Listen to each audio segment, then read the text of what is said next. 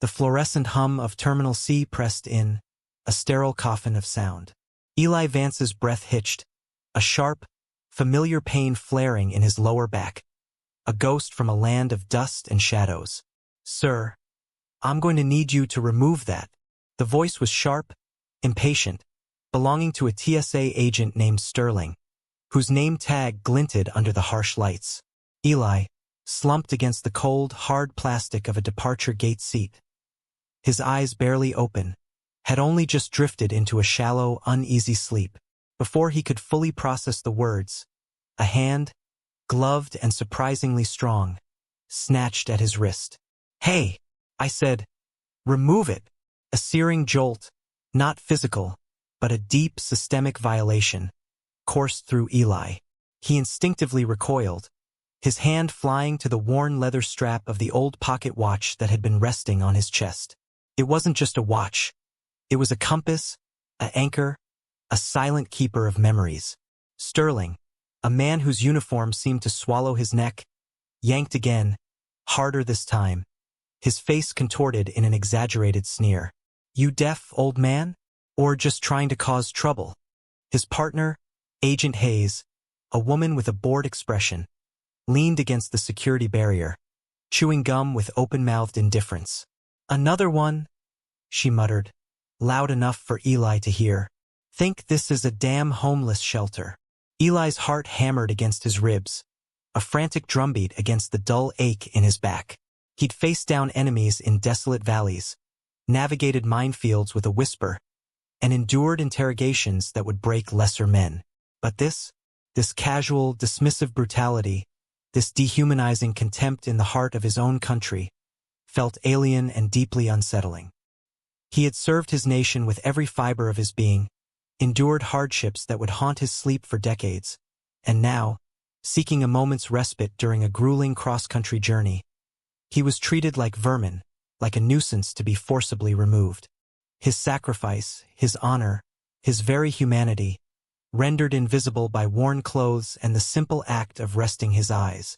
Elijah Eli Vance was a man whose very silhouette, even hunched in exhaustion, retained the ghost of a formidable bearing. He was a retired Marine gunnery sergeant, a shadow warrior who had spent 30 years operating in the deep, dark corners of the world, places the public never saw and the Pentagon rarely acknowledged. His clothes, though clean, were unmistakably worn, softened, and faded by countless cycles through coin-operated laundromats and the passage of time. His face, deeply etched with lines that spoke not of gentle aging but of harsh desert suns, biting mountain winds, and sleepless nights spent staring into hostile darkness, was that of a man who had seen too much. He was a quiet presence in the otherwise cacophonous airport terminal, a place he had chosen for its supposed anonymity, a brief pause in what had become a solitary pilgrimage.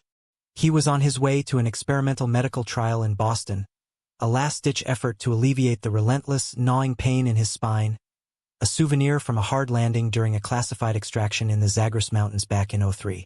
The pension he received barely covered his rent and the escalating costs of his medication, leaving little for anything else. A temporary lodging arrangement had fallen through, leaving him with little choice but to spend the night in the sterile, brightly lit terminal, waiting for his early morning connecting flight. Eli carried little. A small, battered duffel bag containing a change of clothes, a well-worn copy of Meditations by Marcus Aurelius, and a few carefully preserved letters from his late wife. He wasn't homeless. Not yet. But he was perpetually between places, a ghost moving through a world that had forgotten his kind of war. His nature was unassuming, his voice a low rumble, his demeanor one of quiet endurance.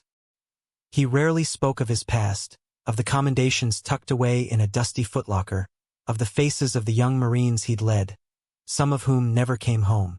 He preferred the anonymity of the present, the quiet dignity of simply being. The airport, with its endless flow of strangers, had seemed a perfect haven for anonymity. He hadn't intended to fall asleep, only to rest his eyes, to gather his strength. The sudden, rude awakening had shattered that fragile peace, replacing it with a familiar, unwelcome tension that coiled in his gut. He was an old warrior, and old warriors knew how to endure. but the disrespect stung more than any physical blow. "What's your problem, old-timer?" Agent Sterling demanded, his grip still tight on Eli's wrist. "You can't just sleep here. This is a secure area. We've got rules. You look like you've been living in this terminal." Eli finally found his voice, though it was raspy and weak. I wasn't sleeping, just resting my eyes. Long layover." His words were met with a scoff. "Resting your eyes?" Agent Hayes chimed in, stepping closer. "Looked more like you were passed out. We got complaints, scaring the paying customers." She gestured vaguely at Eli, her disdain palpable. Eli felt a slow burn of anger, an old, familiar fire he'd learned to control decades ago. He took a slow, deliberate breath. "I'm not scaring anyone," he stated quietly, his voice gaining a little strength. "And I wasn't bothering anyone." He fumbled in his worn jacket pocket, his fingers stiff and clumsy, finally producing an old, laminated Department of Veterans Affairs identification card. "I'm a veteran. I just needed to sit down." Sterling barely glanced at the card.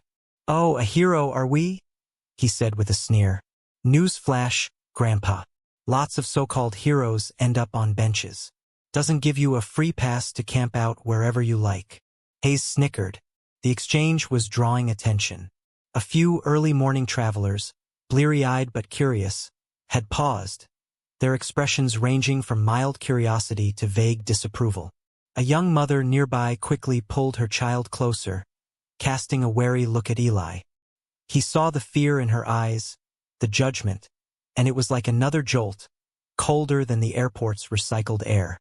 "You need to pack your junk and clear out of here," Sterling said, his tone hardening. "Now, before we decide to call airport police and have you trespassed for real. We're trying to be nice here." Eli knew it was pointless to argue further.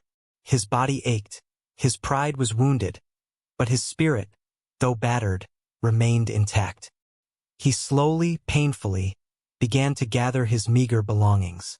His movements were stiff, not just from the lingering effects of the confrontation, but from old injuries that time had failed to fully heal. Each motion was an effort, a testament to the silent burdens he carried. The agents watched him impatiently, their arms crossed, their posture radiating youthful arrogance and petty authority. As Eli leaned down to pick up his small duffel bag, his hand, still trembling slightly, fumbled with the zipper. The bag tipped, and a few items spilled onto the cold, tiled floor at his feet. A small, folded piece of cloth, a faded American flag, neatly creased, his dog-eared copy of Meditations, and something small, metallic and circular that rolled with a distinct clink toward Sterling's polished black shoe. "What's all this junk?" Sterling scoffed, nudging the metallic object with the toe of his shoe, clearly unimpressed. "More treasures from your glorious past?" Eli reacted with a sudden, uncharacteristic quickness, a flash of pain and urgency crossing his weary features. "Don't touch that." His voice, though still quiet, held a new firmness, a command that momentarily surprised the agent. Sterling, taken aback more by the tone than the words, bent down and picked up the object. It was a heavy, bronze-colored pocket watch, about 2 inches in diameter, with intricate markings and an unfamiliar insignia on its back. A stylized compass rose intertwined with a phantom silhouette, all encircled by a wreath of laurel leaves. It wasn't something you'd see every day. "Ooh, protective of your garbage, are we, Pops?" Sterling taunted, turning it over in his fingers. "What is this thing anyway? Some kind of cheap souvenir?" Hayes peered over his shoulder. "Looks like something you'd get out of a gumball machine," she added, equally dismissive. Eli reached out a hand, his expression imploring. That has meaning. Please." Sterling snatched it away, holding it just out of reach. "Meaning, huh? What kind of meaning?" A few feet away, an older gentleman, perhaps in his late 60s, impeccably dressed in a tailored suit, who had been observing the unfolding scene with a troubled expression, squinted.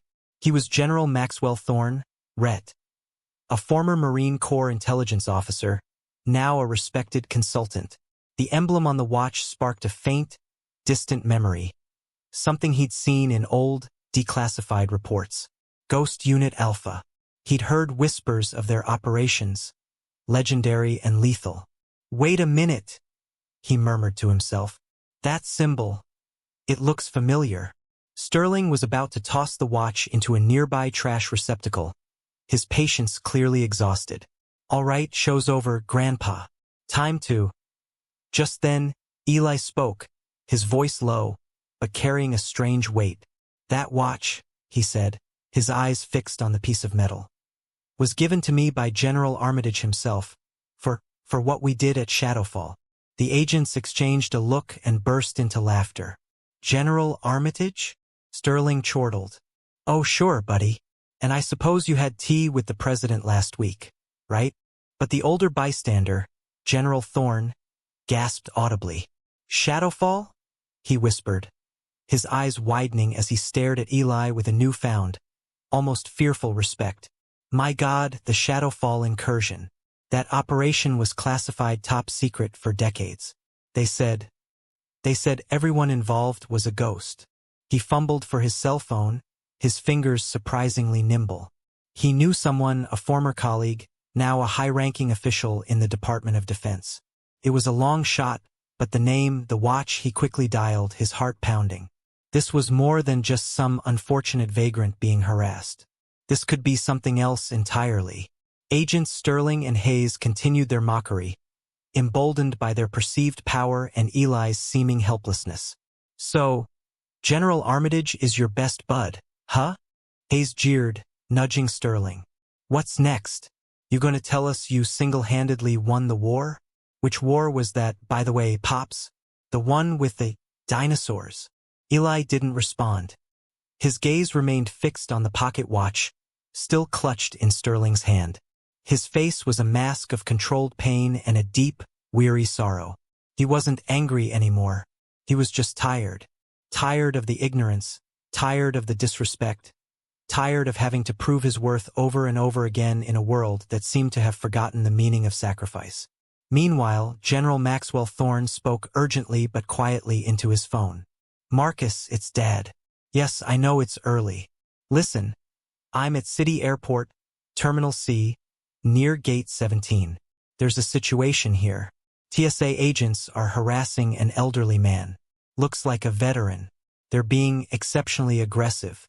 But that's not the main thing. He has a watch, Marcus. A custom-made pocket watch. The emblem. It's a compass rose and a phantom silhouette. And he mentioned a name, Shadowfall. He claims General Armitage gave it to him. There was a pause. Then Thorne's eyes widened. Yes, that's what I thought. Ghost Unit Alpha. He matches the general description of some of those operatives. Older now, of course, unassuming. He said General Armitage gave it to him. You need to check this out quickly. These agents are about to call airport police on him. He listened for another moment, then nodded. Yes, I'll keep an eye on things. Hurry. He ended the call, his expression now a mixture of grave concern and nervous anticipation. The small crowd of onlookers had grown. Cell phones were out, many now openly recording. The atmosphere was thick with unspoken questions and a growing sense of unease. Something felt off. This wasn't just a routine shakedown. Eli made one last attempt, his voice barely above a whisper. Please, son, just give me back the watch. It's very important to me. Sterling dangled it tauntingly. Important, huh? Or did you maybe lift it from somewhere, old man? Maybe we should call the cops after all. They can sort this out. See if this General Armitage can vouch for your story from his golfing green. He smirked at Hayes, who pulled out her radio. Dispatch, this is Unit 7, Hayes, she said into the radio. Yeah, we got a belligerent transient here at Gate 17, Sector 4. Male, elderly, claims to be some kind of war hero. Resisted a bit when we tried to move him on, so we had to escalate. Standard procedure. Yeah, he's calm now. Just making a bit of a scene, drawing a crowd. The supervisor's crackling voice came back over the radio, devoid of any curiosity or concern. Unit 7, just get him out of there. We don't need the hassle or the paperwork. If he doesn't move his backside, call Airport PD and have him trespassed. Keep it clean. Sterling nodded with satisfaction. You heard the man, Grandpa. Last chance. He made a show of looking at his watch. The air felt heavy, charged. Just as Sterling was about to either pocket the pocket watch with a final sneer, or contemptuously toss it into the overflowing trash can nearby, a new sound sliced through the airport's ambient noise. It wasn't the familiar yelp of a police siren or the wail of an ambulance. This was deeper, more guttural. A series of urgent, powerful blares that spoke of serious business, clearing traffic with an authority that civilian emergency services rarely projected. Heads, including those of the smug TSA agents, turned towards the terminal's main entrance. 3 identical, gleaming black SUVs, their windows tinted to an impenetrable darkness, were navigating the airport's internal service roads with astonishing speed and precision, their discreetly flashing red and blue strobes embedded in the grilles demanding passage. They weren't marked as airport security or police. They bore no official insignia visible from this distance. Yet they moved with an unmistakable air of governmental power. Sterling and Hayes exchanged a confused look. Now, what the hell is this? Hayes muttered, annoyed by the interruption to their petty display of authority. Probably some big-shot politician's motorcade taking a scenic shortcut. Great, more headaches. The SUVs, however, didn't pass by. They swerved expertly around the baggage carts and service vehicles, pulling up sharply, tires squealing softly on the polished concrete floor, mere yards from the tense standoff. Their doors opened almost in unison, and several men in dark, impeccably tailored conservative suits emerged. They moved with a quiet, disciplined purpose, their eyes constantly scanning, assessing, their very bearing radiating an aura of professional competence and serious intent that was leagues apart from the sloppy demeanor of the airport security.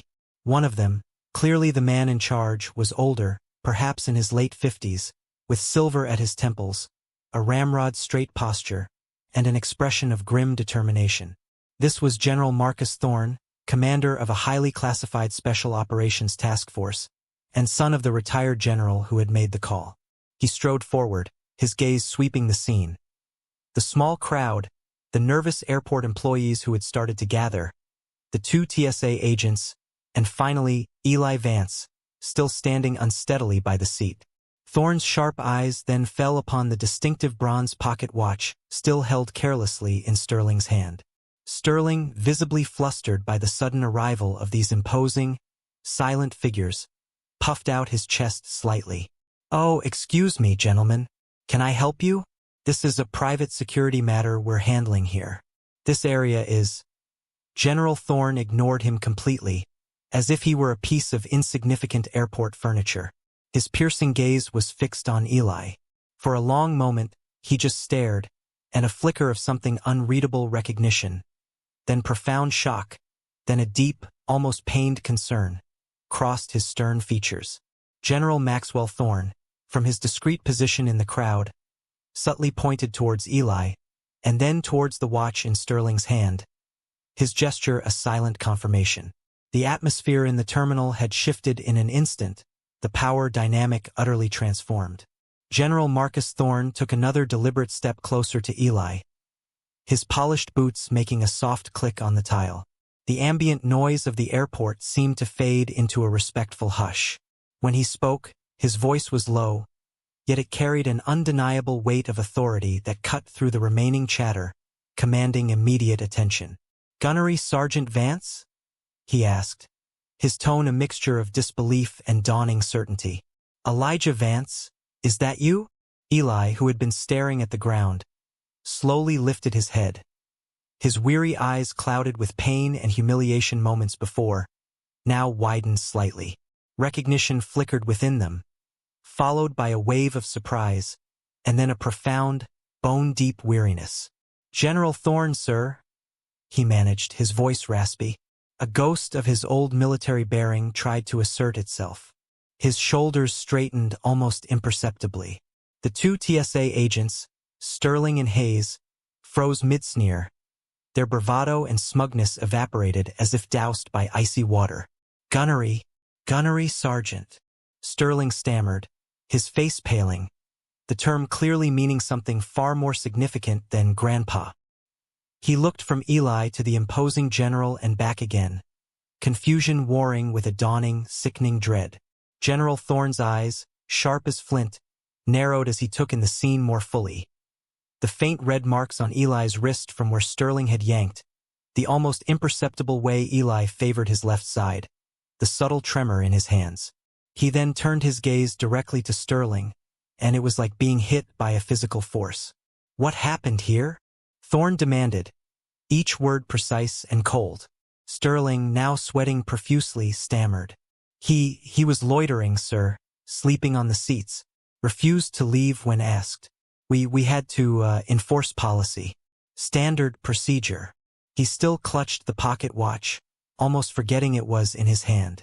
Thorne's eyes locked onto the watch. "And that?" he bit out. Sterling, thoroughly intimidated, looked down at the watch as if seeing it for the first time. It fell out of his bag, sir. He was making a fuss about it." General Thorne extended his hand, palm up, an unspoken, unarguable command for the watch. Sterling, his hand trembling, almost dropped it, but managed to place it into the general's outstretched palm. Thorne examined the watch for a silent, charged moment, his expression growing grimmer with each passing second. He turned it over, tracing the distinctive compass rose and phantom insignia with his thumb. Then he looked back at Eli, and his face was filled with a profound respect, mingled with an almost palpable sorrow and a rising anger. "The Ghost Unit Alpha commemorative timepiece," Thorne said, his voice resonating with emotion, loud enough for the nearest bystanders to hear clearly. "Issued only to the original 12 members of the Shadowfall incursion. I was a young lieutenant then, gunnery sergeant. You pulled me and what was left of my team out of that hellhole. You and your men saved my life." A collective gasp rippled through the onlookers. General Maxwell Thorne nodded slowly, his eyes shining with vindicated tears. The pieces had fallen into place. General Marcus Thorne continued, his voice now ringing with a righteous fury and immense pride, addressing not just the stunned agents, but everyone within earshot. "This man, Elijah Vance, is not just a veteran. He is a recipient of the Navy Cross. 3 Silver Stars, 5 Bronze Stars for valor, and 7 Purple Hearts. He served this nation for 30 years in the United States Marine Corps. Most of that time in places you only read about in classified reports or see in your worst nightmares. He didn't just serve in Ghost Unit Alpha. He was one of its founding non-commissioned officers, a legend among legends.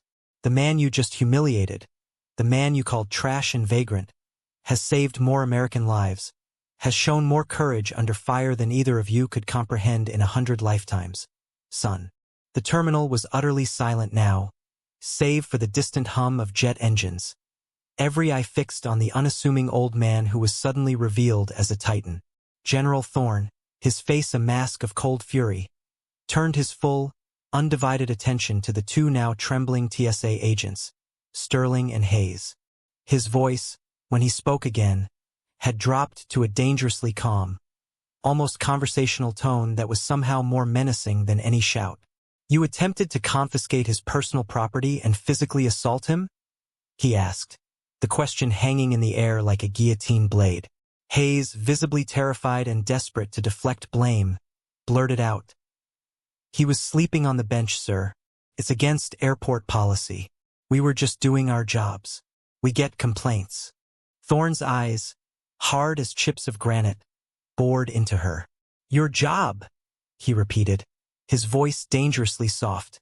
"Is your job to assault decorated war heroes who are simply resting their weary bones? Did you even attempt to identify yourselves clearly and politely? Did you ask if he needed medical attention or a glass of water?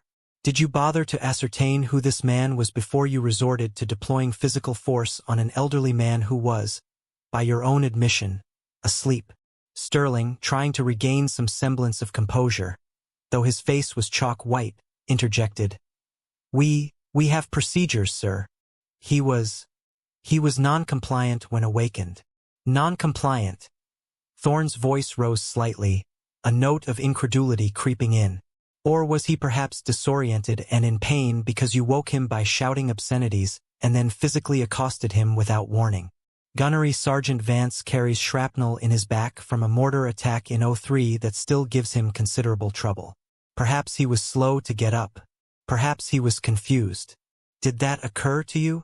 Just then, one of General Thorne's aides, a trim woman in a severe suit, stepped forward, holding a satellite phone. "General," she said, her voice crisp and professional. "The Pentagon is on the line.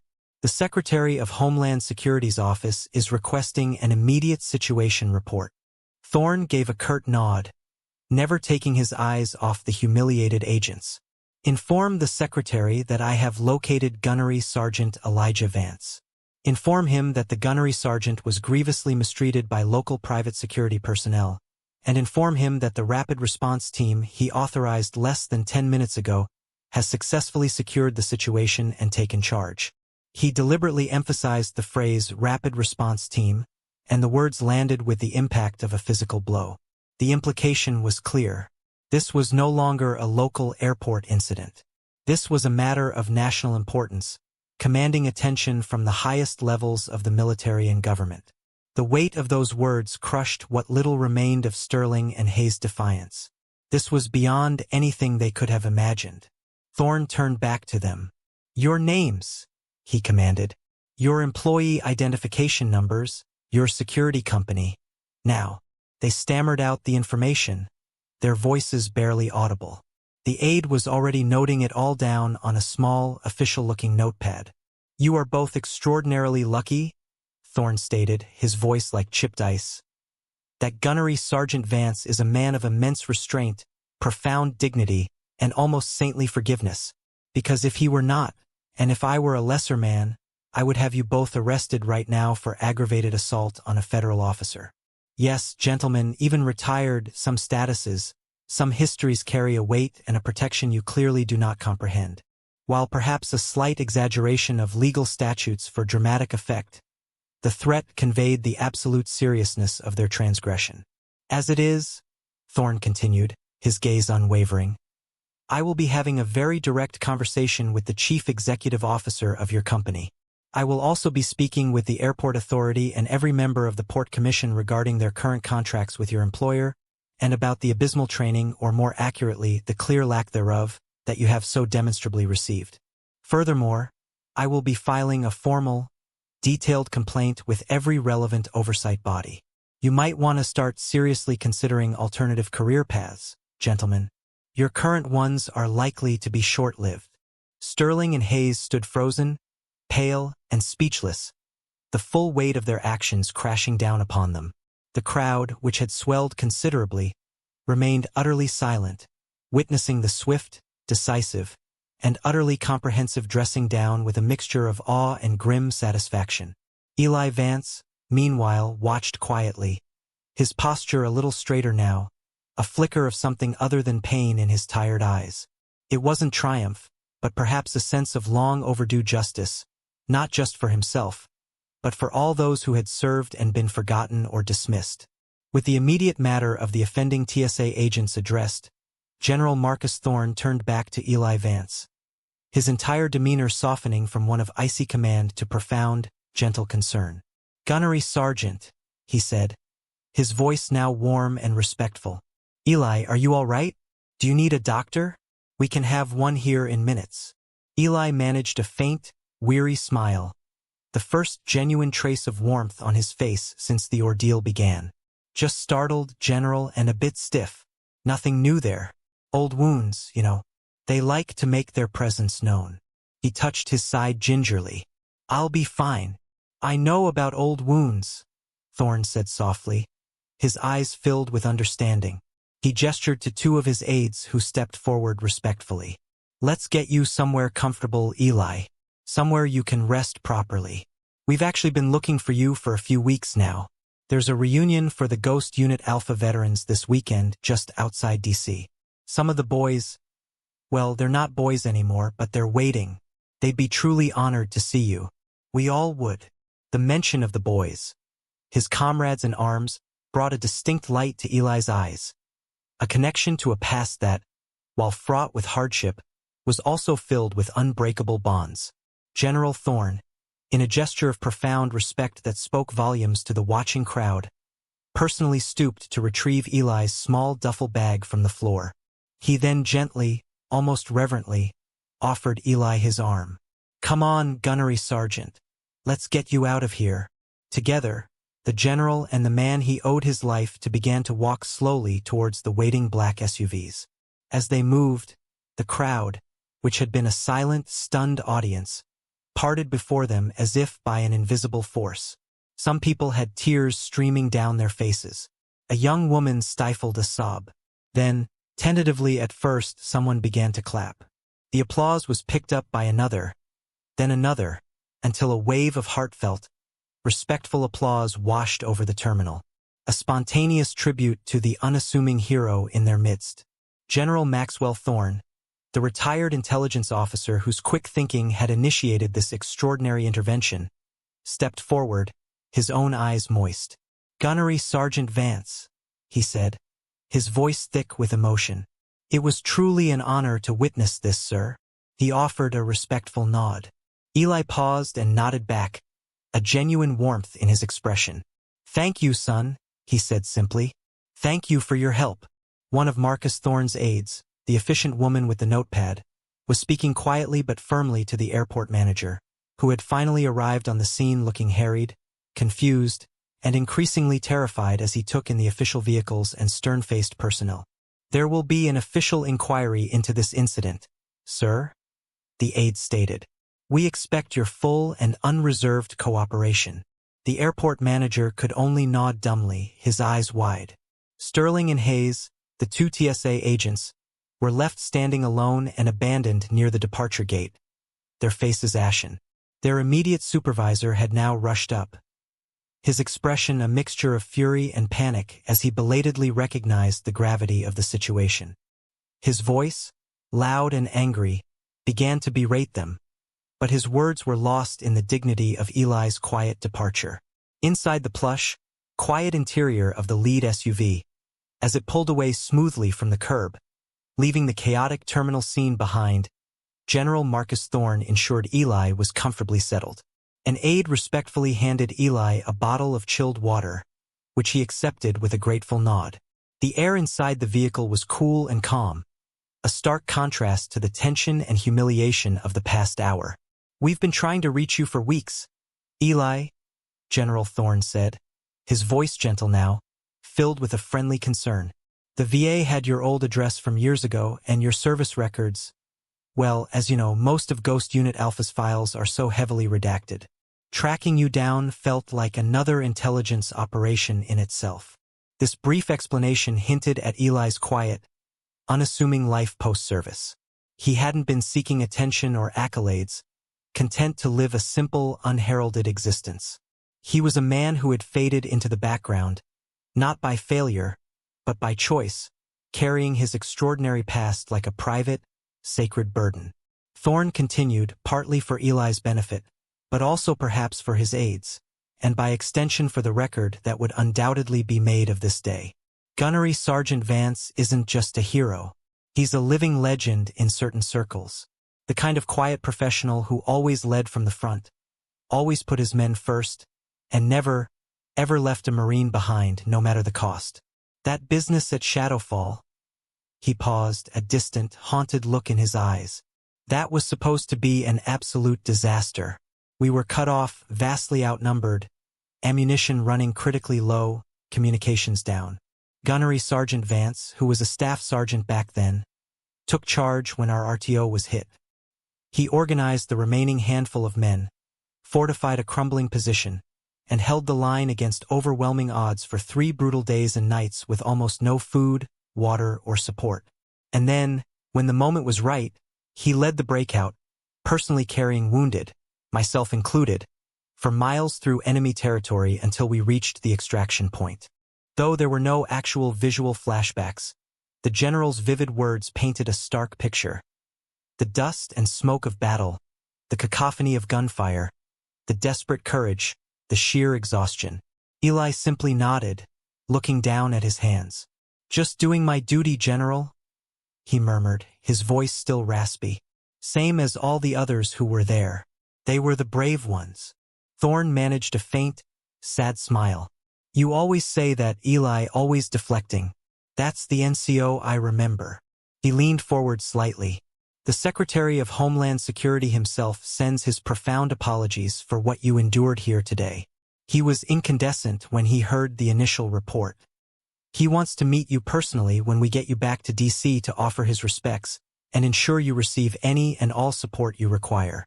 The conversation then shifted subtly towards the broader implications, the systemic changes that this unfortunate incident might catalyze. This whole thing, it's a stark wake-up call, Eli, Thorne said, his expression serious. It highlights a failing. We need far better outreach programs for veterans like you. Men and women who slip through the cracks, who ask for nothing. We need better community awareness, a greater understanding of what service truly means. And we most certainly need fundamentally better screening, training, and oversight for individuals placed in positions of even minor authority over the public. There was no direct discussion of redemption for Sterling and Hayes in that moment. Their fate seemed sealed by Thorne's earlier unequivocal pronouncements. Their company would face intense scrutiny, and changes would be demanded. This was the systemic change element born from one man's humiliation. Eli listened intently, then nodded slowly. Respect, he said, his voice gaining a little more strength. It shouldn't have to be earned all over again every single day. Just because the uniform's been put away and the hair's turned gray, it should be a given. Thorne met his gaze. You're absolutely right, Gunnery Sergeant. Absolutely right.